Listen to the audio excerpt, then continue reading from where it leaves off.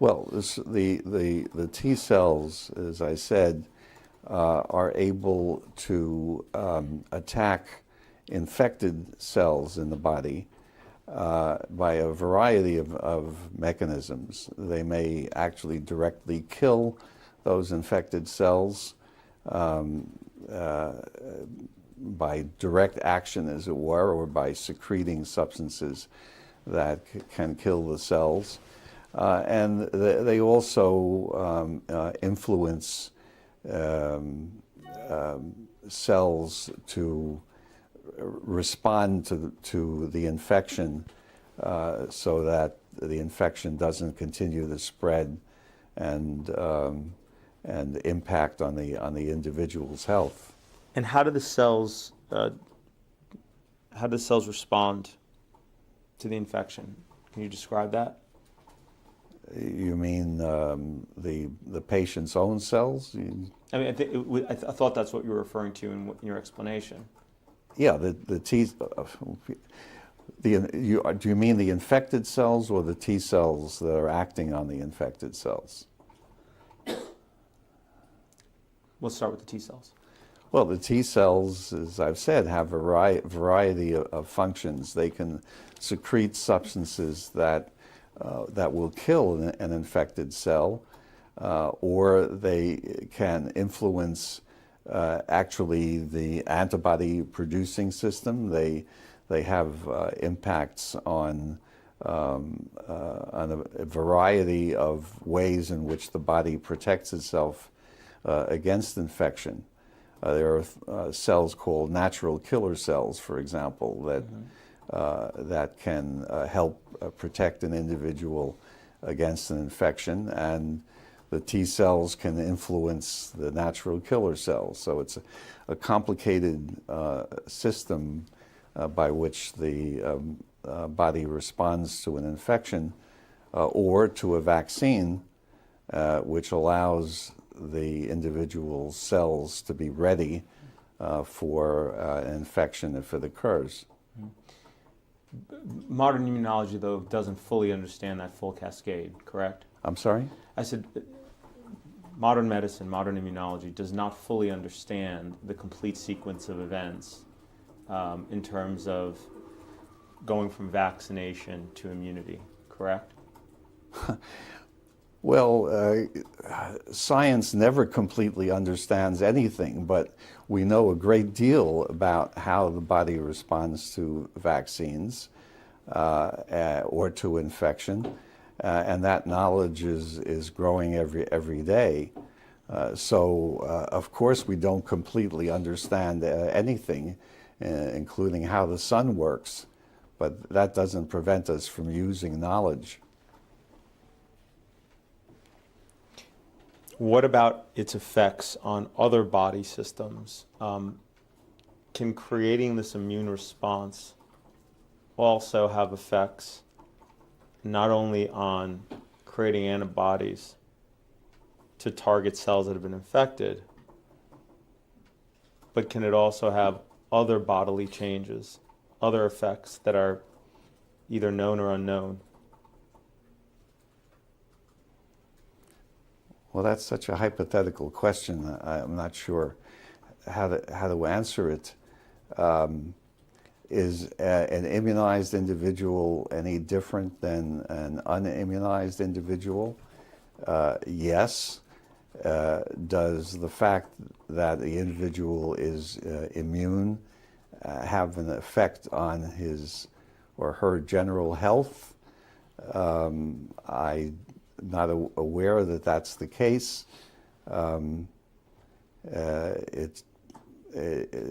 Remember that vaccines are in effect mimicking what happens after natural infections in many cases, but without causing the complete range of disease that the organism causes. So vaccines are just nothing more than a piece of the virus or bacteria? Is that it? Is that all they contain? Depends on the vaccine.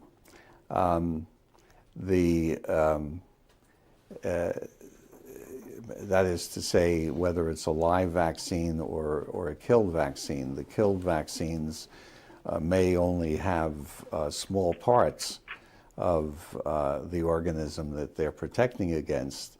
The live vaccines contain the whole organisms, but altered so that they don't cause disease. Before vaccines are licensed, they go through clinical trials to confirm their safety, right? Correct. Okay. These clinical trials assess if there are any harms These clinical trials assess if there are any harms caused by the vaccine, correct? Yes. Was the DTP vaccine withdrawn from the U.S. market? The wholesale The DTP pertussis wholesale. vaccines have been withdrawn, yes. Right. Because of safety concerns, right?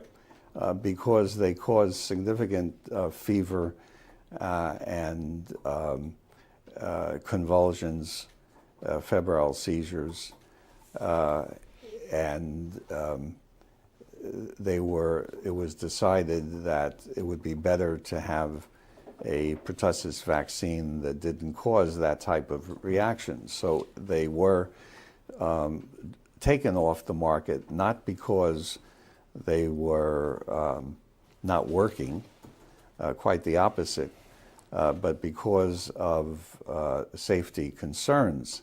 Now, I do have to point out that aside from the US and Europe, wholesale pertussis vaccines are still used in the vast majority of countries in the world, and they are getting along just fine with those vaccines. Are you familiar with Peter Abe, Dr. Peter Abe? Yes, of course. Didn't he recently publish a paper in which he looked at children who received DTP vaccine in the first 6 months of life versus children who received no vaccines in the first 6 months of life, and found that those that received DTP died at a rate of 10 times that of the unvaccinated? I don't remember the exact figures, but you have to take into account that Peter Abe's, I have had many discussions with Peter Abe. Peter Abe's work is done in a non-placebo controlled ways. That is, his studies are observational. Second point is that those studies have been examined more than once by World Health Organization committees, and their judgment has been that the effects of the pertussis vaccine in particular are not sufficiently documented to be acceptable or to change vaccination practice. So WHO does not recommend against the use of wholesale pertussis vaccines, quite the opposite. They do recommend them. You said non-placebo controlled. What do you mean? I mean that essentially what Peter does, and I'm not criticizing him because obviously it is very difficult to do, but he doesn't have randomly vaccinated or children who randomly receive pertussis vaccine or don't receive pertussis vaccine. What he has is he follows children who have received this or that or the other vaccine and tries to draw conclusions from what he sees.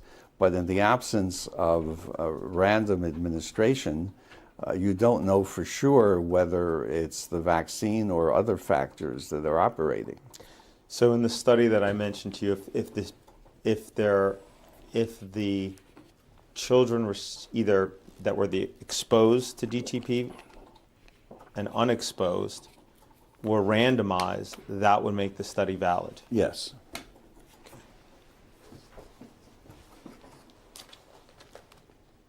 And again, the WHO has at least twice gone over Peter's studies and has decided that they are not of sufficient proof to change their recommendations. Do you have a copy of those reports from the WHO?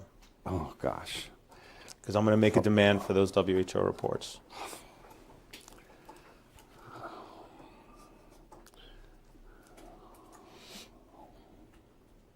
Do you remember when those reports came out? Oh, within recent years. I don't remember the year. More than a year ago? Probably, yes. Okay. Peter Abe's study just came out last year. Well, I imagine WHO will reconsider them, but his studies suggesting that pertussis vaccine may increase mortality have been around for a while. It's not the first study that he's done, and also one has to appreciate the context. By that I mean that he's also shown or attempted to show that live vaccines like measles vaccine has a very positive effect on mortality. In other words, that in his observations, those who receive measles vaccine suffer from fewer diseases in general and have a lower mortality. And that effect has actually been confirmed immunologically. So one has to look at the whole context of things. That is to say, his data are not anti-vaccine data. His data relate to the possibility that vaccines have effects beyond the specific disease that they're designed for. So you agree with his findings regarding live vaccines? I agree because, as I've said, and as I advised him years ago, that he has to find some immunological correlate to his findings, or otherwise they're not believable. And what's happened is that scientists not working with Peter have looked at measles vaccination and have shown that the vaccine has effects on what I referred to as natural killer cells before, and that they do seem to reduce mortality against other diseases. So, science works that way. One scientist does not gain acceptance for his findings unless they're repeated elsewhere and unless they're consistent with the entire range of facts, not just single ones. Peter Abe is a respected researcher, correct? I'm sorry? Is a respected researcher. He's a respected researcher. I respect him, just as I respect many other scientists who are attempting to find out things that we don't know yet.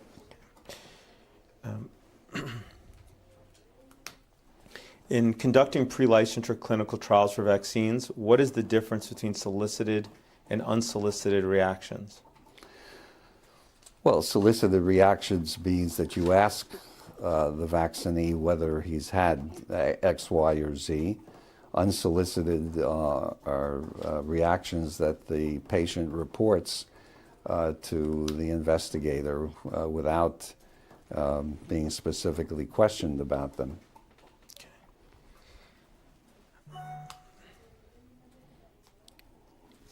And who decides what gets put on the solicited list and who decides what symptoms get put on the solicited list of reactions? Well, generally the investigator. However, one has to take into account that the companies meet with FDA during the development of vaccines, and that FDA basically has to approve the protocols.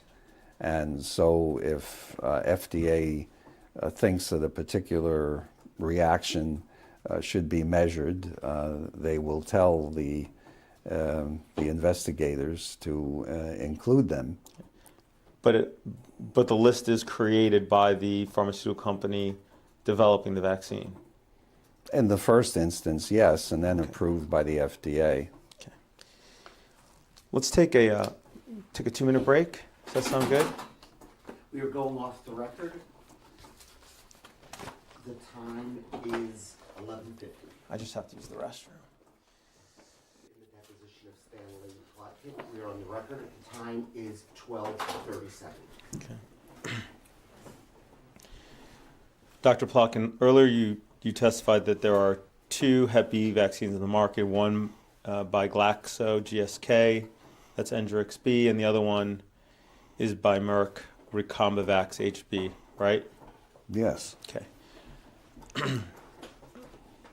For Recombavax HB, how long was the safety review period in the pre-licensure clinical trial for this vaccine? I don't know.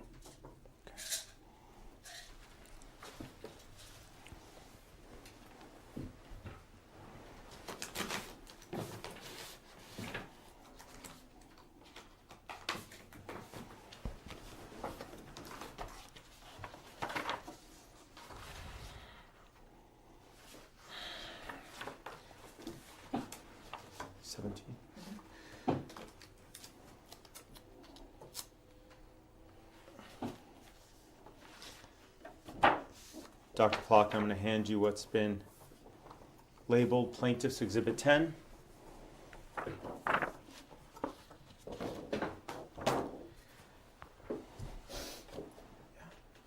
Sent it? Okay. This is the product, the manufacturer insert for Recombavax HB, correct? Yes. And the clinical trial experience would be found in section 6.1, correct? Correct? Dr. Plotkin? Yes. Okay. In section 6.1, when you look at the clinical trials that were done pre-licensure for Recombavax HB, how long does it say that safety was monitored after each dose? Let's see.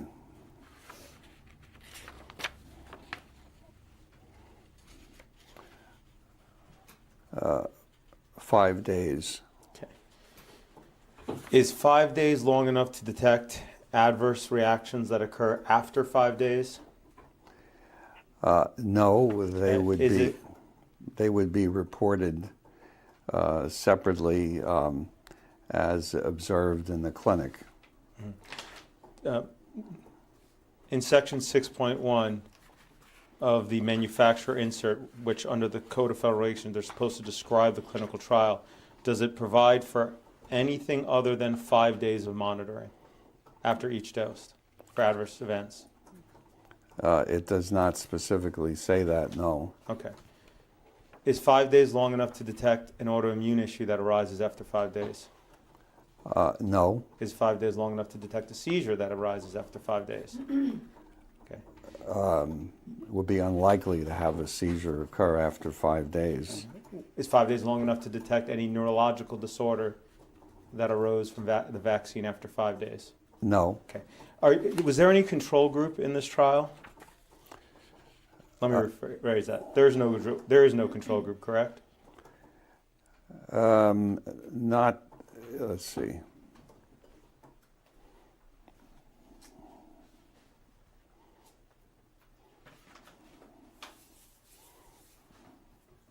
Well, they mention 3,258 doses were administered to 1,252 healthy adults. That's right. But does it mention any control group, Dr. Plotkin? It does not mention any control group, no. No. If you turn to section 6.2,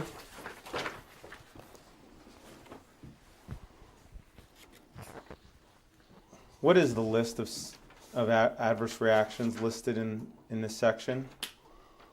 These are reports of adverse reactions that likely were reported to the VAERS system.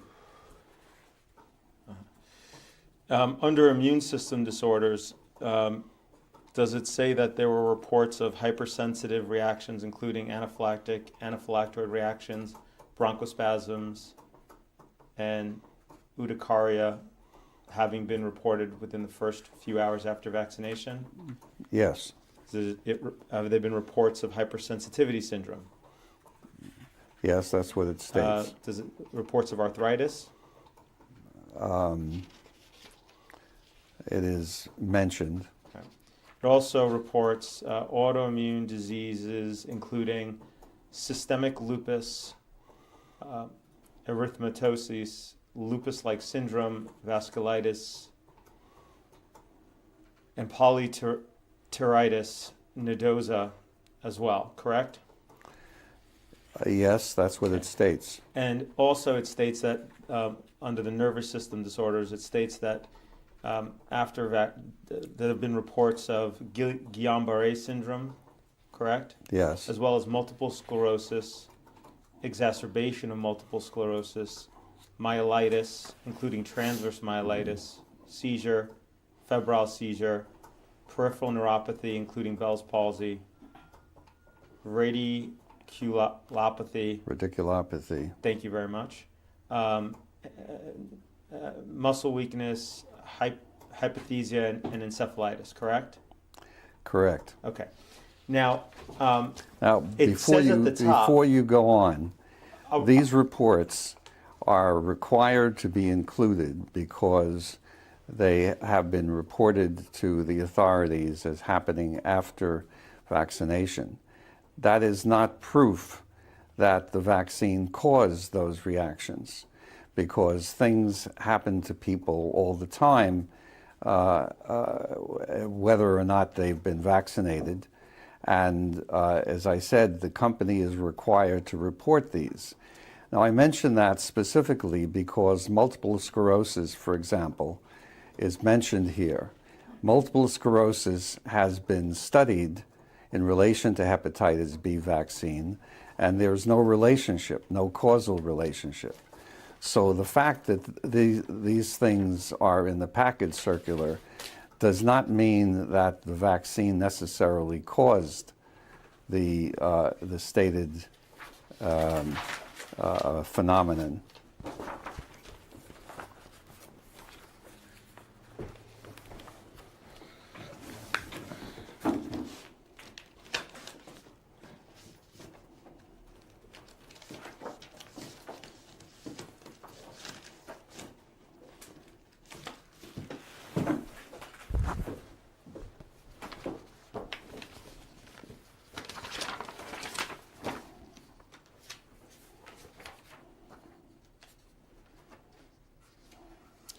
when you say that multiple sclerosis has been studied and is determined to not have been caused, you're talking about the 2011 IOM report, I assume?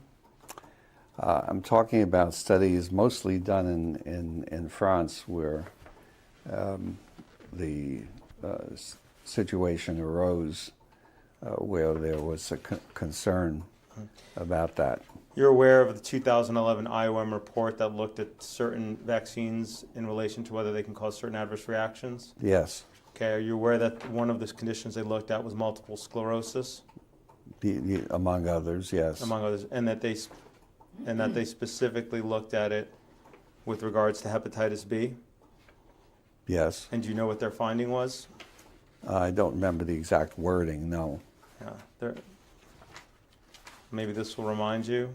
Inadequate to accept or reject a causal relationship. They didn't know, correct? Yes, but you have to understand, first of all, that science continues, and so studies continue. And secondly, that the IOM specifically decided that they would not draw a conclusion if they weren't sure of the conclusion. So what that statement means is that they don't have data that confirm that multiple sclerosis is caused by the hepatitis B vaccine, but that they don't regard that they have enough data to positively exclude it. So you cannot read that as saying that multiple sclerosis is caused by hepatitis B vaccine. I never said that.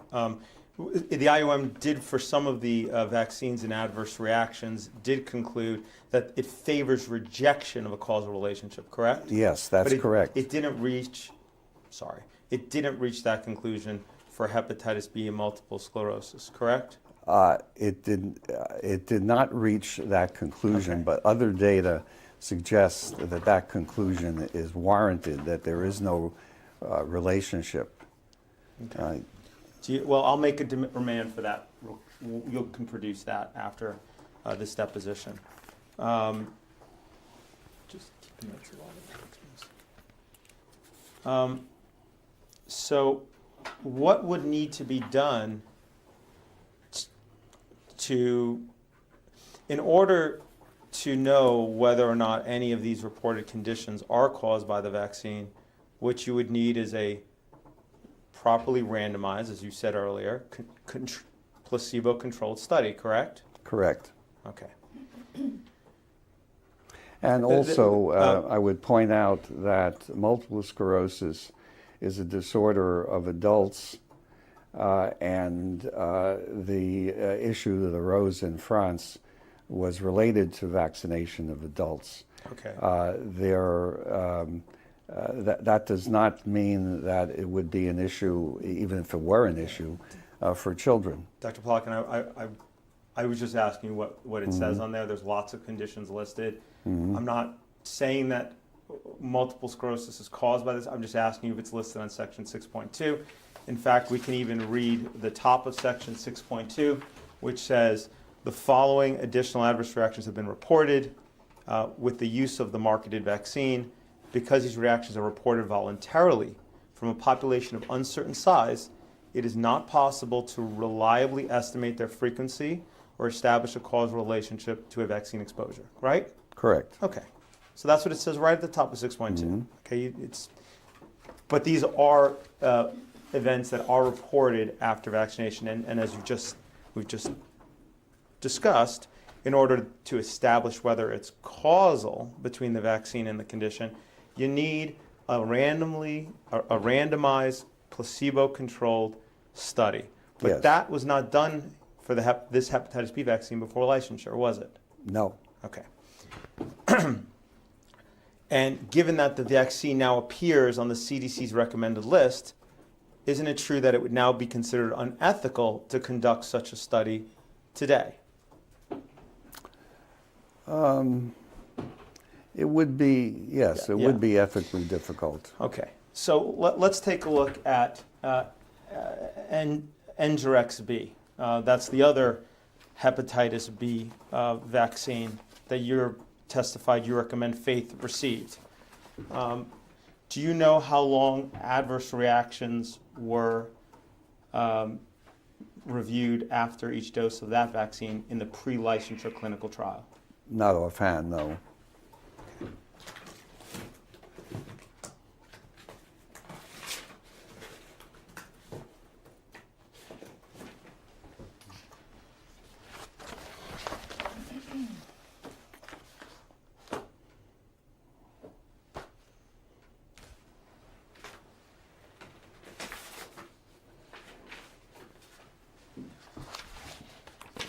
I'm going to hand you what has been marked Plaintiff's Exhibit 11.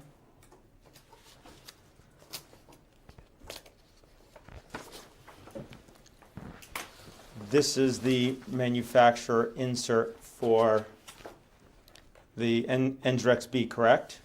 Yes. Okay. If you turn to section 6.1, which is clinical trials experience, can you please tell me how long the safety review period was in the pre-licensure clinical trials after each dose?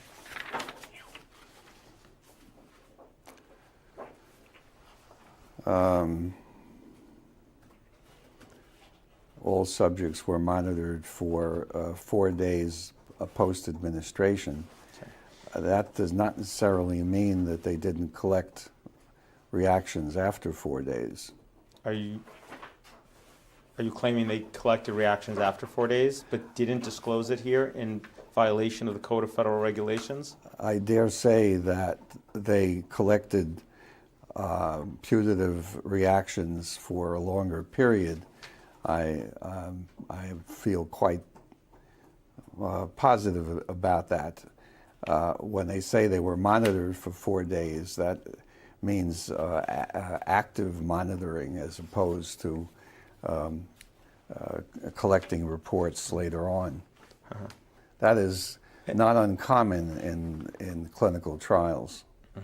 Is 4 days long enough to detect an autoimmune issue that arises after 4 days? No. Or a neurological disorder that arises after 4 days? No, Okay. that would be reported later. Uh-huh.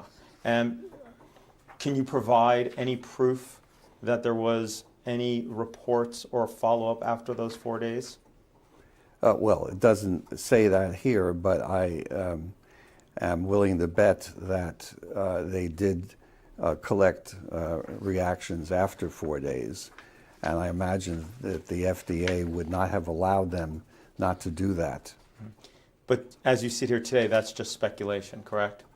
Yes, that's speculation based on experience. I'm going to make a request for you to provide proof of what you're claiming, that there was actually for both hepatitis B vaccines, any safety review that occurred after 4 days of administration of any dose of these vaccines. Well, Again, I'm going to continue the objection, I guess, from last time since we took a longer break. There's a proper procedure to request documents and discovery. He doesn't have to come back and produce it. The objection's noted. Thank you. Okay. So, and there was no placebo group, correct? In the 13,000 in the trial at the top where it talks about 13,000 doses being administered. it does not say that there was a control group. I don't know. I'd have to go back and look at the study. And do you believe, so you think but you're just speculating that there might have been a control group? There well might have been. It is not unusual for controls to be included, especially if you're looking at reactions. But I don't know specifically for this study. All right, well, if you're claiming there might have been a control group, then please do provide support for that, because as far as I understand, the manufacturer, and this was, who makes Engerix-B? Glaxo? Glaxo. One of your clients. If there was a control group, they needed to have disclosed that. And I assume they're not disclosing it because there was none. Well, Go ahead. yeah. Yeah. All right, Well, Doctor. all right, go ahead. All right. Ms. Newsmer, are you still there? Yeah, my headset died, but I called back in, so I don't think I missed much. We're still going over the insert. So let's go back to section 6.2 on this manufacturer insert for Engerix-B. It talks about the post-marketing experience for this vaccine. This one lists for immune system disorders that were reported, a whole number of them, correct? Mm-hmm. And it also lists a number of nervous system disorders, including encephalitis, encephalopathy, migraine, multiple sclerosis, neuritis, neuropathy, paresthesia. I'll ask the question all the way at the end. Guillain-Barré syndrome, Bell's palsy, optic neuritis, paralysis, paresis, seizures, syncope, and transverse myelitis. Correct? It lists all of those? Yes. Okay.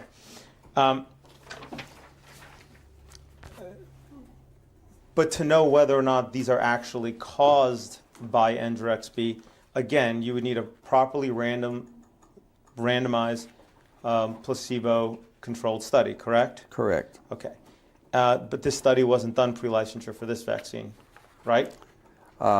I'd have to go back and look at the original studies, but these data undoubtedly refer not only to the study that was done before licensure, but also to phenomena reported after licensure.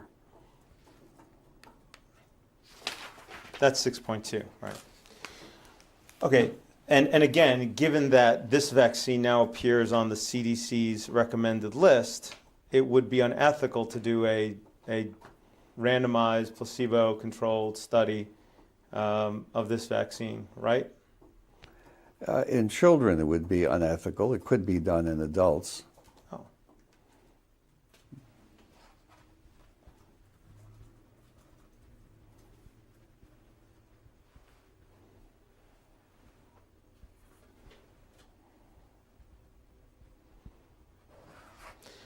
Okay, now, if you could please go to page 11 of this same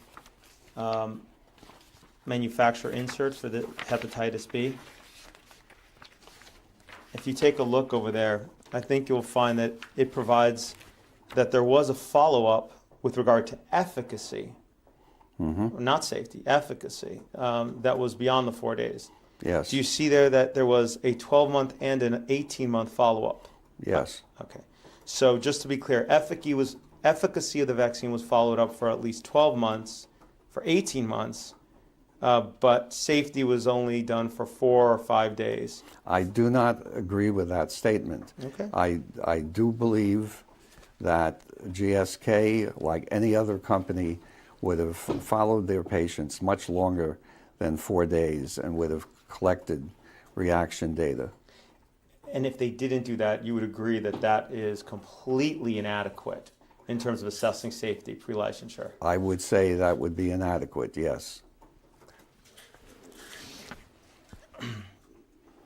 Do you agree with the CDC's recommendation that babies receive a hepatitis B on the first day of life? Yes. And these are the Engerix B and Recombavax HB are the only 2 hepatitis B vaccines approved for 1-day-old babies, correct? Correct. Okay. And why is And that? You may ask. It is because if the baby I is didn't not ask. vaccinated, well, I'm telling you that if a baby is not vaccinated at 1 day of age, transmission may occur from an infected mother, and hepatitis B occurring in babies is likely to become chronic and to cause serious disease later in life.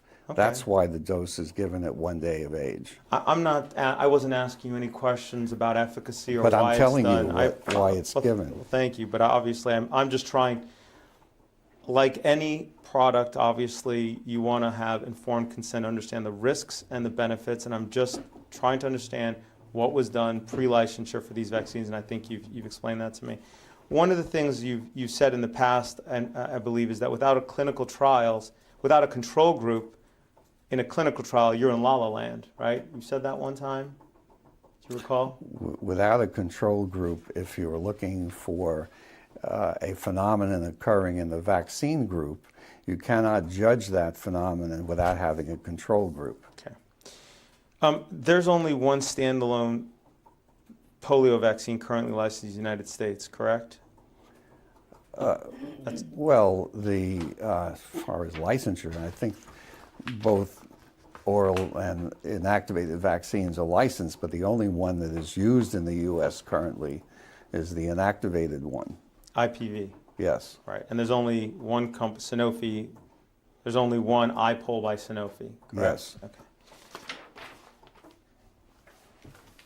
A vaccine, you strike that.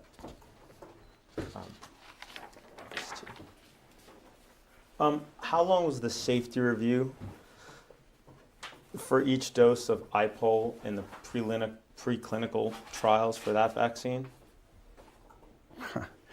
I do not know offhand, but Counselor, IPV has been used throughout the world for years in millions of people, and safety data have been collected on many such studies, and essentially serious reactions to IPV are extremely rare.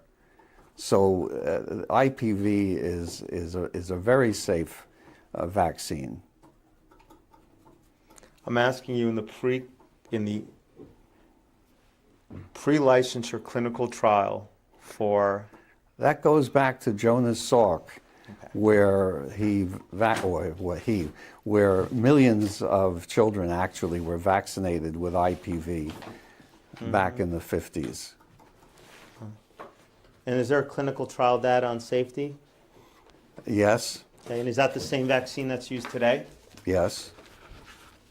Are you prepared to produce that clinical data? Yeah.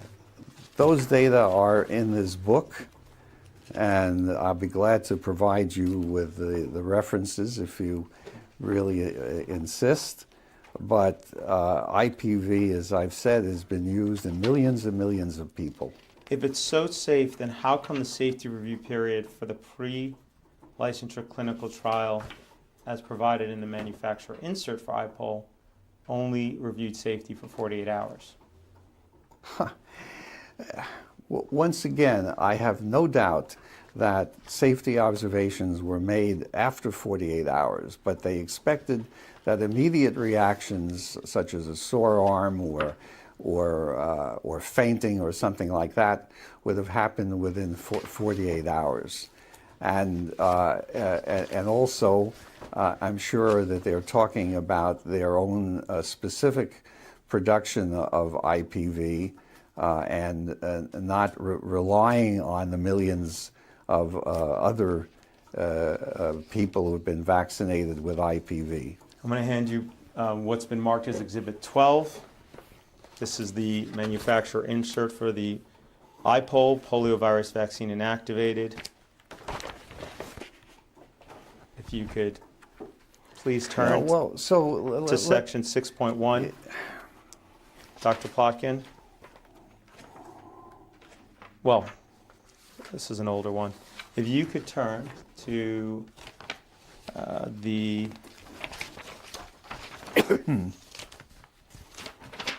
adverse reactions, which is on page 12.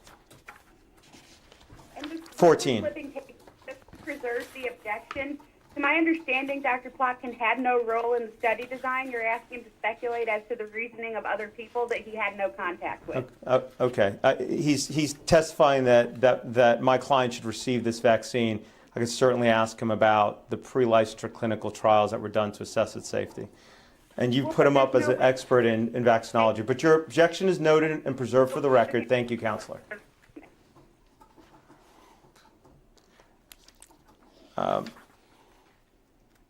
Okay, so if you go to page 14, Dr. Plotkin, how long does it say that that adverse reactions were observed after vaccination?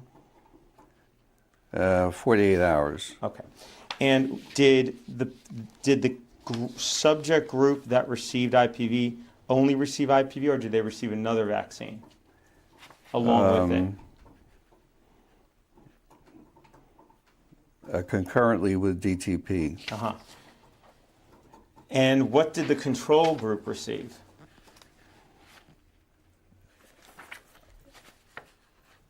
I don't see that stated. If DTP is given along with IPV, how could you know whether a reaction was caused by DTP or IPV? You could not. Okay.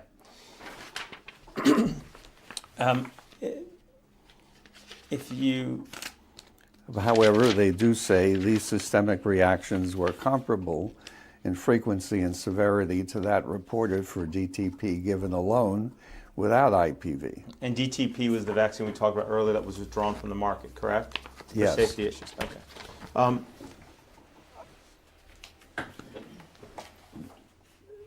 The only MMR vaccine available in the United States are made by Merck, correct? Correct. Okay. How long was the safety review? Do you know how long the safety review period for each dose of MMR in the pre-licensure clinical trials for this vaccine? Sorry, say it again, Councilman. I'm so sorry.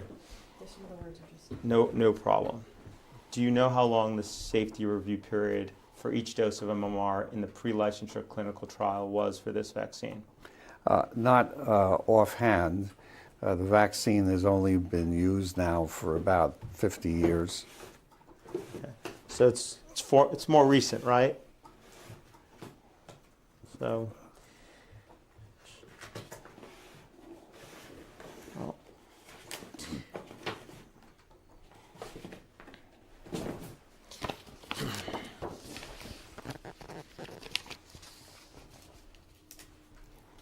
Dr. Plotkin, I'm going to hand you what's been marked as Plaintiff's Exhibit 13. This is the manufacturer insert for MMR2, correct? Yes. Okay. If you go to the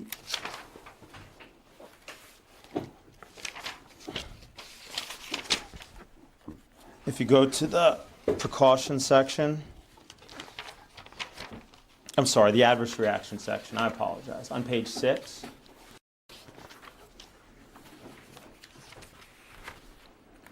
what you'll find is that there was no clinical trial prior to licensure for MMR, correct?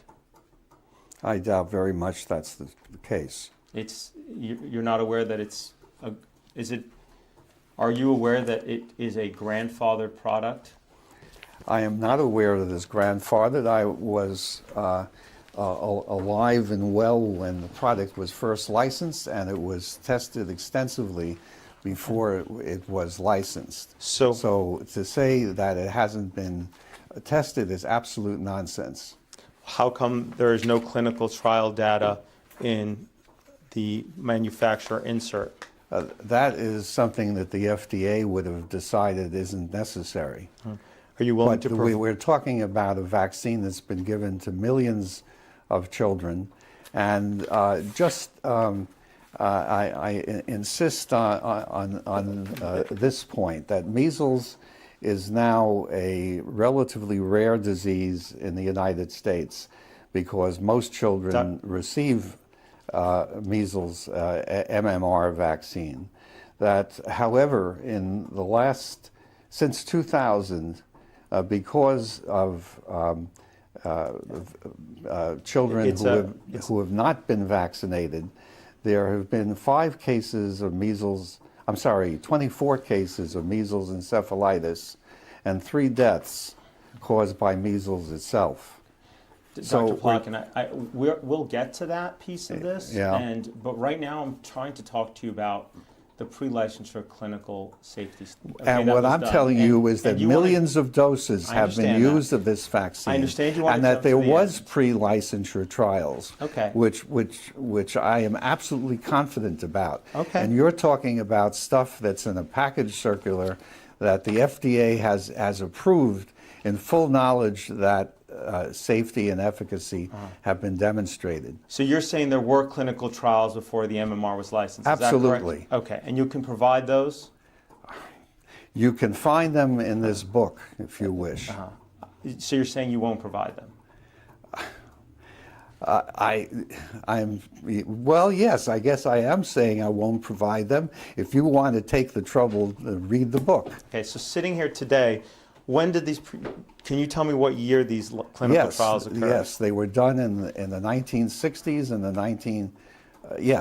mainly in the 1960s. So you're claiming something happened, but you're not willing to provide any proof that it happened? The proof is in the publications, which you can read. Okay, can you please turn to the page where it's in there?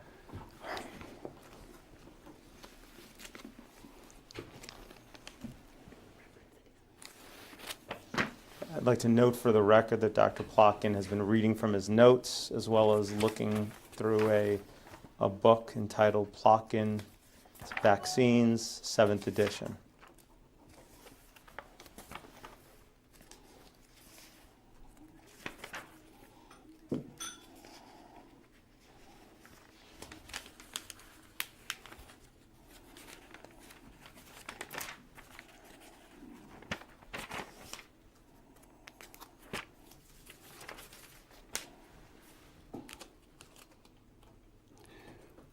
So on pages, let's see.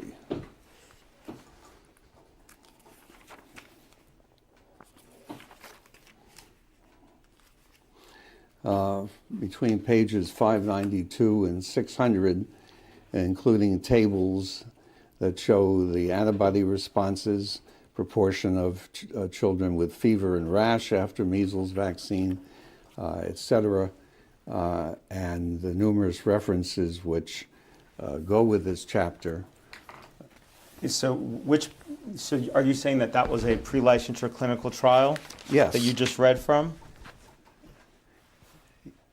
Yes, but again, I insist that pre-licensure or post-licensure, the fact remains that the vaccine has been studied extensively over a period of 50 years. I know, I understand you want us to just take your word for it, but I prefer to rely on science, peer-reviewed publications, That's and what you'll clinical find trials. in there. And so, I understand Yeah. that you're getting a little upset about me trying to ask for the data, but I'm just trying to get to the substance. The FDA it requires that clinical trials be on the insert. They're not here.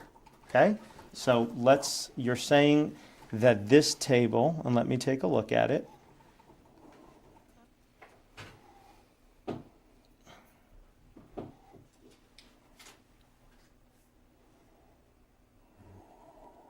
This would have been post-licensure, not pre-licensure, and it doesn't indicate a placebo group, nor that it was. So this is not a clinical trial as far as I can tell. Can you point me to something that had a placebo group and was pre-licensure, please, sir? I'm not sure of the placebo group. I would have to go back and look at the individual studies. But in terms of pre-licensure studies, I am absolutely certain that they were done when the rubella vaccine that I developed was incorporated into MMR.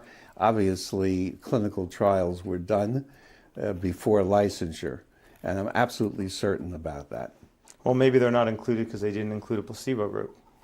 So they were not may considered. Not have included placebo groups. So yes. maybe they weren't deemed valid and enough to consider a clinical trial. That's absolutely false, because you can certainly collect reactions in individuals who receive the vaccine, for example, fever and seizures and that sort of thing that happen immediately, and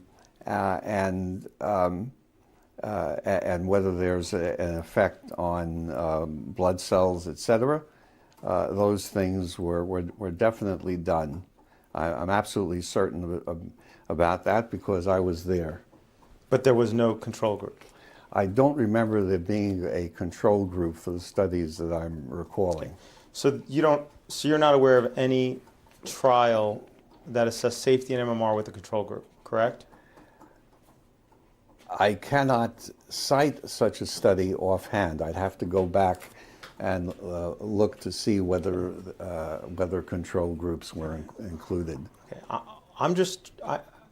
We talked earlier that to assess safety you need a randomized placebo-controlled study, and my understanding from looking at this insert is that no such study exists. You told me that it's in this chapter, and you assured me it's in there, but you're not citing to anything in there right now. So I'm happy to get a copy from you if you'd like to provide it after this deposition. Would you like to do that? I will look. Okay.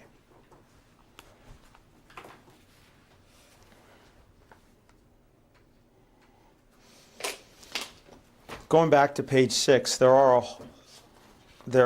of the manufacturer insert for MMR, there is an extensive list of adverse reactions that have been reported after licensure of this vaccine by individuals receiving the vaccine, correct? Yes. Okay. I'm not going to read through all the ones because it's page and a half long, but they're extensive.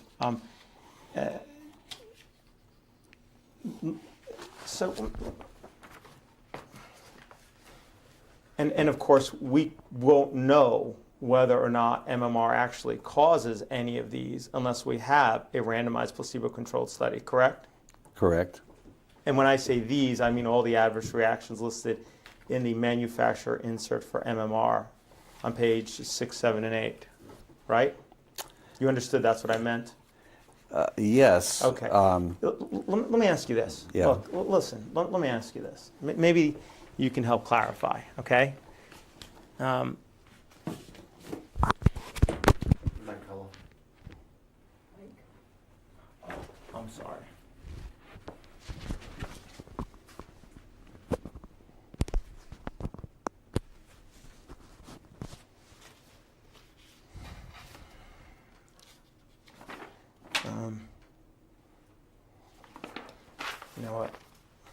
I'll leave that alone.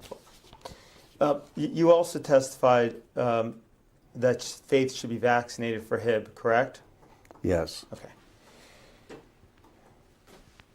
Do you know how long the safety review period was for each dose of ACT-HIB in the pre-licensure clinical trials for this vaccine? Not offhand, no. Okay.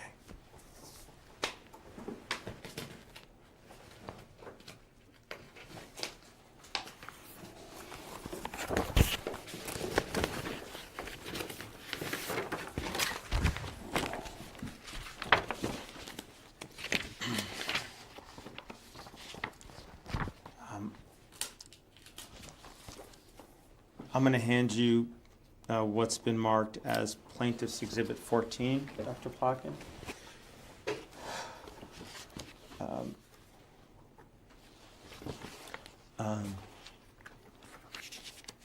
This is the manufacturer insert for ACT-HIB, correct? Yes. Okay. If we go to section 6.1, which is the clinical trials experience, I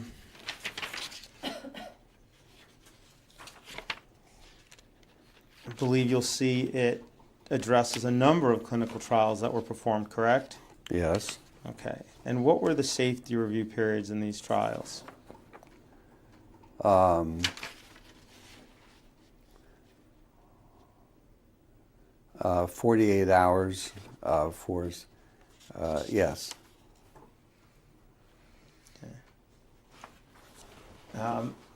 Actually, you know, if you turn to page 8, Dr. Plotkin, they did one that actually was 30 days long, correct?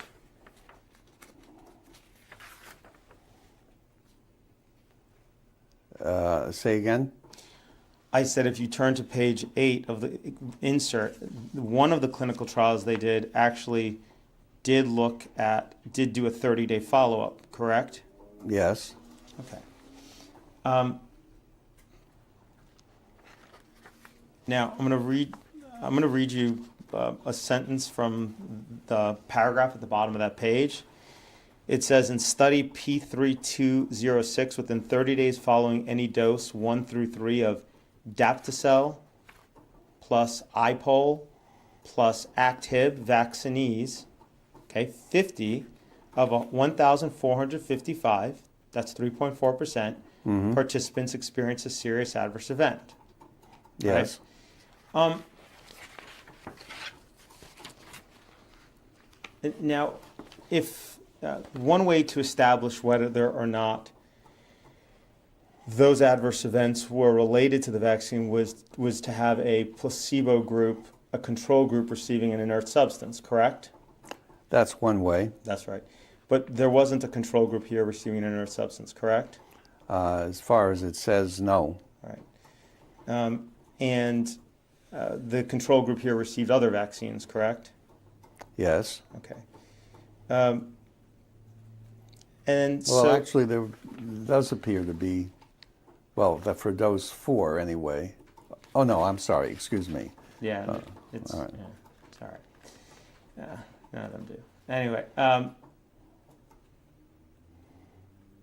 so since there is no placebo group receiving a inert substance, then it's left to the vaccine manufacturer seeking licensure to determine whether or not the adverse events that arose are or are not related to the vaccine, correct? Generally speaking, studies organized by manufacturers or anybody else for that matter of vaccines has a safety board attached to the study, and they evaluate whether they think the reaction was due to the vaccine or not.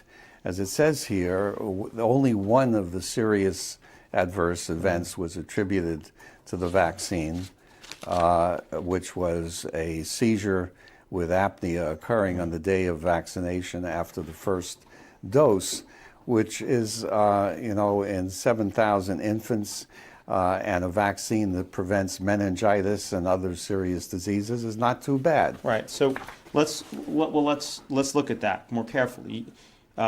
This is out of 1,455, correct? Yes. And it was 50 children that had a serious adverse event within 30 days, correct?